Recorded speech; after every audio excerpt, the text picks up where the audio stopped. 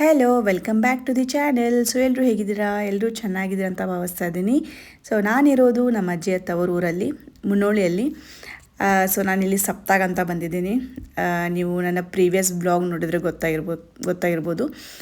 ಇನ್ನೂ ಯಾರು ನನ್ನ ಪ್ರೀವಿಯಸ್ ಬ್ಲಾಗ್, ಲಾಸ್ಟ್ ಬ್ಲಾಗ್ ನೋಡಿಲ್ಲ ಅಂತಂದರೆ ಪ್ಲೀಸ್ ನೋಡಿ. ಮತ್ತು ಇನ್ನೂ ಯಾರು ವಿತೌಟ್ ಸಬ್ಸ್ಕ್ರೈಬಿಂಗ್ ನೋಡ್ತಾ ಇದ್ದರೆ ಪ್ಲೀಸ್ ಸಬ್ಸ್ಕ್ರೈಬ್ ಮಾಡ್ಕೊಂಡು ನೋಡಿ. ಸೊ ನಾನೀಗ ಇಲ್ಲಿ ಬ್ಯಾಂಗಲ್ ಶಾಪಿಗೆ ಬಂದಿದ್ದೀನಿ ನಮ್ಮ ಕಸಿನ್ ಜೊತೆ. ಅಂದರೆ ನನಗೆ ಸ್ವಲ್ಪ ಈ ಥರ ಕಾಜಿನ ಬಳೆಗಳು ಬೇಕಾಗಿತ್ತು. ಆ್ಯಕ್ಚುಲಿ ನಾಳೆ ಒಂದು ಪ್ರೋಗ್ರಾಮ್ ಇದೆ, ಹಳದಿ ಕುಂಕುಮ ಪ್ರೋಗ್ರಾಮ್. ಸೊ ಹಾಗಾಗಿ ನನಗೆ ಸ್ವಲ್ಪ ಕಾಜಿನ ಬಳೆಗಳು ಬೇಕಾಗಿತ್ತು. ಹಾಗಾಗಿ ಇಲ್ಲಿ ಪರ್ಚೇಸ್ ಮಾಡೋದಕ್ಕೆ ಬಂದಿದ್ದೀನಿ. ಅದು ಬಿಟ್ಟು ಮತ್ತು ಬೇರೆ ಮೆಟಲ್ ಬ್ಯಾಂಗಲ್ಸ್ ಕೂಡ ಅವ್ರ ಹತ್ರ ತುಂಬ ಚೆನ್ನಾಗಿದೆ. ಸೊ ಹಾಗಾಗಿ ನೋಡ್ತಾ ಇದ್ದೀನಿ. ಒಂದು 3-4 ವೆರೈಟೀಸ್ ನಾನು ಬ್ಯಾಂಗಲ್ಸ್ ತೊಗೊಂಡೆ. ಸೊ ತುಂಬ ಚೆನ್ನಾಗಿದೆ, ಕಲೆಕ್ಷನ್ಸ್ ತುಂಬ ಚೆನ್ನಾಗಿತ್ತು.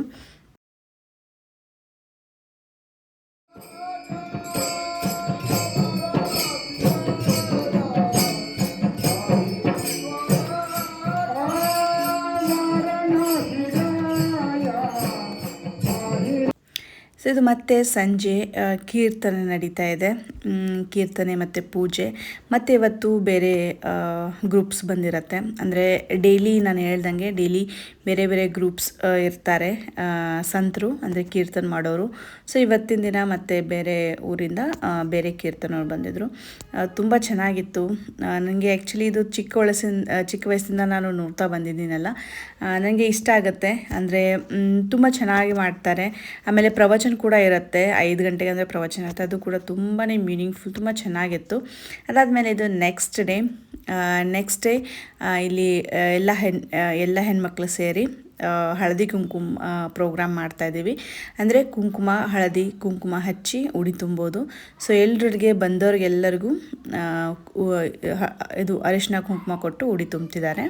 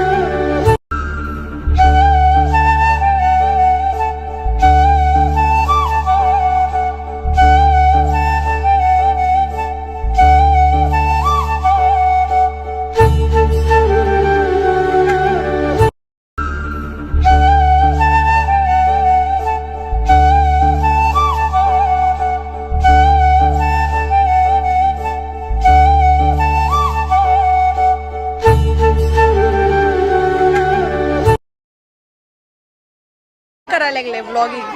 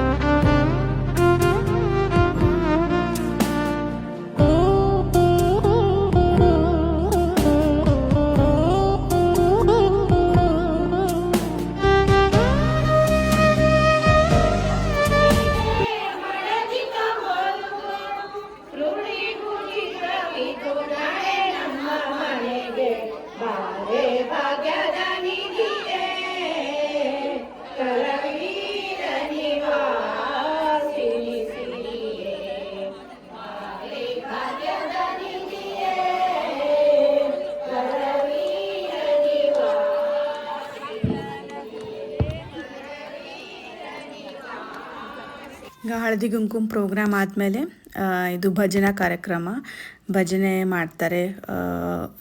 ದೇವರ ಹಾಡು ಹೇಳಿ ಭಜನೆ ಮಾಡ್ತಾರೆ.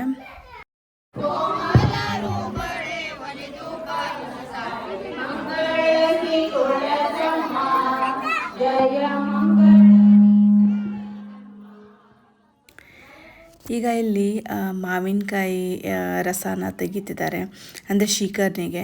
ಇವತ್ತು ಮಧ್ಯಾಹ್ನ ಪ್ರಸಾದ ಶೀಕರ್ಣಿ ಮತ್ತು ಹೋಳಿಗೆ ಅಲ್ವಾ. ಸೊ ಹಾಗಾಗಿ ತುಂಬ ಅಂದರೆ ತುಂಬ ಜನ ಬಂದಿರ್ತಾರಲ್ವ ಇದಕ್ಕೆ ಪ್ರಸಾದ ತಗೊಳ್ಳೋದಕ್ಕೆ. ಸೊ ಹಾಗಾಗಿ ಎಲ್ಲರೂ ಸೇರಿ ಎಲ್ಲ ಹೆಣ್ಮಕ್ಳು ಸೇರಿ ಇದನ್ನು ಮಾಡಿಕೊಡ್ತಿದ್ದಾರೆ. ಇದೊಂಥರ ಸೇವಾ, ಅಂದರೆ ನಾವು ಹೆಲ್ಪ್ ಮಾಡ್ದಂಗೆ, ಅಂದರೆ ದೇವರ ಸೇವೆ ಮಾಡ್ದಂಗೆ.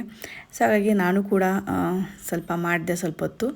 ಸೊ ಈ ಥರ ಒಗ್ಗಟ್ಟಿಂದ ಮಾಡಿದ್ರೇ ಅಲ್ವಾ ಒಂದು ಕಾರ್ಯ ಅಥವಾ ಒಂದು ಫಂಕ್ಷನ್ ಪೂರ್ಣ ಅನಿಸ್ಕೊಳ್ಳೋದು. ಸೊ ಹಾಗಾಗಿ ಎಲ್ಲರೂ ಒಗ್ಗಟ್ಟಾಗಿ ಎಲ್ಲರೂ ಸೇರಿಕೊಂಡು ಮಾಡ್ತಾರೆ ಖುಷಿಯಿಂದ.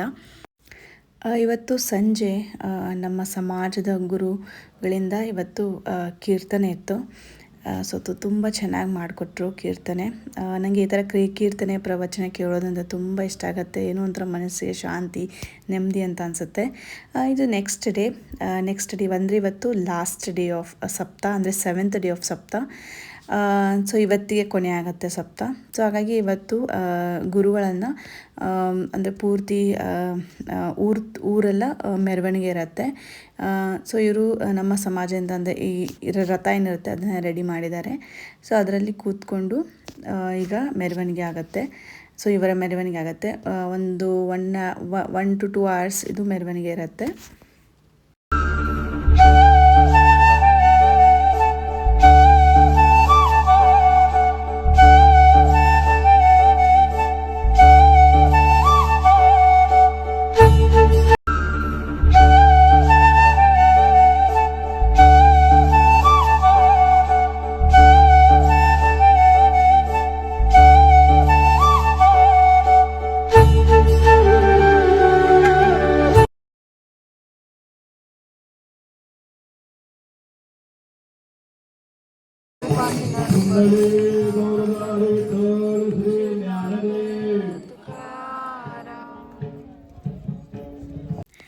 ಸೊ ಈಗ ಮೆರವಣಿಗೆ ಮಾಡಿ ಕೊನೆಯಲ್ಲಿ ಈಗ ದೇವರ ಆರತಿ ಮಾಡಿದರು.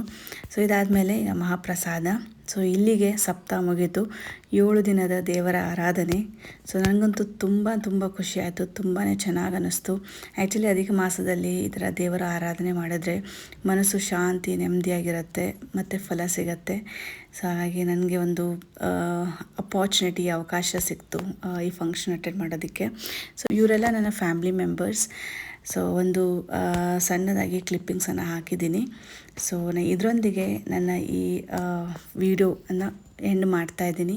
ಸಪ್ತಾಹ ವಿಡಿಯೋನ ಎಂಡ್ ಮಾಡ್ತಾಯಿದ್ದೀನಿ. ಐ ಹೋಪ್ ನಿಮಗೂ ಎಲ್ಲ ಈ ವಿಡಿಯೋಸ್ ಇಷ್ಟ ಆಗಿದೆ ಅಂತ ಅಂದ್ಕೊಳ್ತಾ ಇದ್ದೀನಿ. ಇಷ್ಟ ಆದರೆ ಒಂದು ಪುಟ್ಟ ಲೈಕ್ ಮಾಡಿ, ಶೇರ್ ಮಾಡಿ, ಮತ್ತು ಇನ್ನೂ ಯಾರು ವಿತೌಟ್ ಸಬ್ಸ್ಕ್ರೈಬ್ ನೋಡ್ತಾಯಿದ್ರೆ ಪ್ಲೀಸ್ ಸಬ್ಸ್ಕ್ರೈಬ್ ಮಾಡ್ಕೊಳ್ಳಿ. Thank you. ಬಾಯ್.